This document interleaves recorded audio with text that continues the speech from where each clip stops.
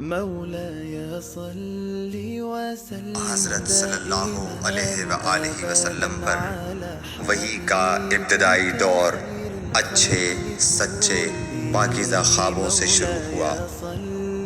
آپ خواب میں جو کچھ دیکھتے وہ صبح کی روشنی کی طرح صحیح اور سچا ثابت ہوتا۔ پھر من جانب قدرت آپ تنہائی پسند ہو گئے اور آپ نے غار حرا میں خلوت نشینی اختیار فرمائی اور کئی دن اور رات وہاں مسلسل عبادت اور یاد الہی و ذکر میں مشغول رہنے لگے۔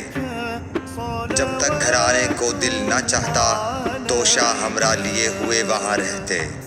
توشہ ختم ہونے پر ہی اہلیہ محترمہ حضرت خدیجہ رضی اللہ تعالی عنہا کے پاس تشریف لاتے اور کچھ توشہ ہمراہ لے کر پھر وہاں جا کر خلوت گزین ہو جاتے۔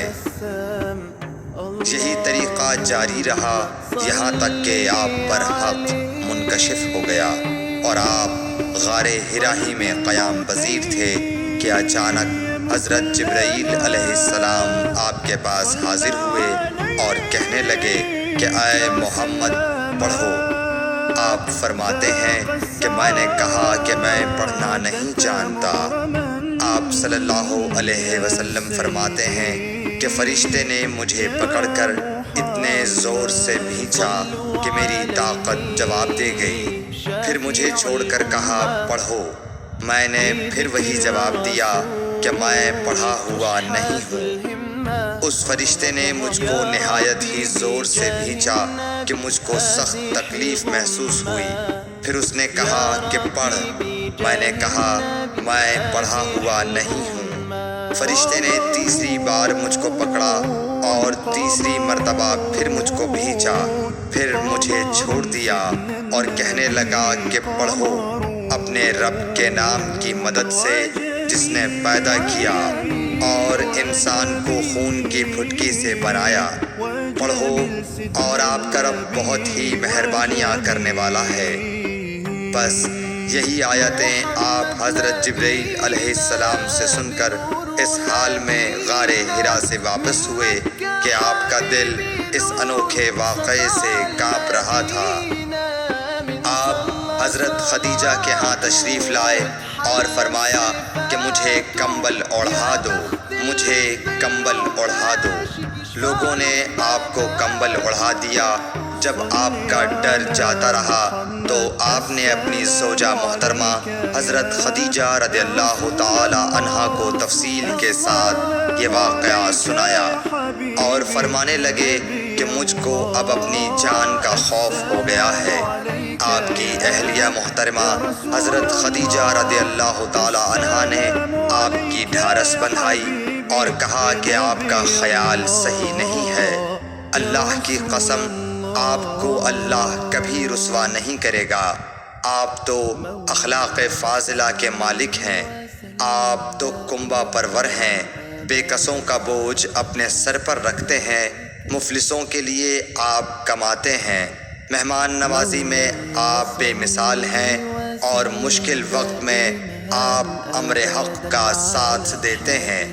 ایسے اوصاف حسنہ والا انسان یوں بے وقت ذلت و خواری کی موت نہیں پا سکتا۔ پھر مزید تسلی کے لیے حضرت خدیجہ رضی اللہ تعالی عنہا آپ کو ورقہ بن نوفل کے پاس لے گئیں جو ان کے چچا زاد بھائی تھے اور زمانہ جاہلیت میں نصرانی مذہب اختیار کر چکے تھے اور عبرانی زبان کے کاتب تھے۔ چنانچہ انجیل کو بھی حسب منشائے خداوندی عبرانی زبان میں لکھا کرتے تھے۔ انجیل سریانی زبان میں نازل ہوئی تھی، پھر اس کا ترجمہ عبرانی زبان میں ہوا۔ ورقہ اسی کو لکھتے تھے۔ وہ بہت بوڑھے ہو گئے تھے، یہاں تک کہ ان کی بینائی بھی رخصت ہو چکی تھی۔ حضرت خدیجہ رضی اللہ تعالی عنہا نے ان کے سامنے آپ کے حالات بیان کیے اور کہا کہ اے چچا زاد بھائی، اپنے بھتیجے محمد صلی اللہ علیہ وسلم کی زبانی ذرا ان کی کیفیت سن لیجئے۔ وہ بولے کہ بھتیجے آپ نے جو کچھ دیکھا ہے اس کی تفصیل سناؤ۔ چنانچہ آپ صلی اللہ علیہ وآلہ وسلم نے از اول تا آخر پورا واقعہ سنایا، جسے سن کر ورقہ بے اختیار ہو کر بول اٹھے کہ یہ تو وہی ناموس معزز رازدان فرشتہ ہے جسے اللہ نے حضرت موسیٰ علیہ السلام پر وحی دے کر بھیجا تھا۔ کاش میں آپ کے اس عہد نبوت کے شروع ہونے پر جواں عمر ہوتا، کاش میں اس وقت تک زندہ رہتا جب کہ آپ کی قوم آپ کو اس شہر سے نکال دے گی۔ رسول کریم صلی اللہ علیہ وآلہ وسلم نے یہ سن کر تعجب سے پوچھا کہ کیا وہ لوگ مجھ کو نکال دیں گے، حالانکہ میں تو ان میں صادق و امین و مقبول ہوں۔ ورقہ بولا، ہاں یہ سب کچھ سچ ہے، مگر جو شخص بھی آپ کی طرح امر حق لے کر آیا لوگ اس کے دشمن ہی ہو گئے ہیں۔ اگر مجھے آپ کی نبوت کا وہ زمانہ مل جائے تو میں آپ کی پوری مدد کروں گا، مگر ورقہ کچھ دنوں کے بعد انتقال کر گئے، پھر کچھ عرصے تک وحی کی آمد موقوف رہی۔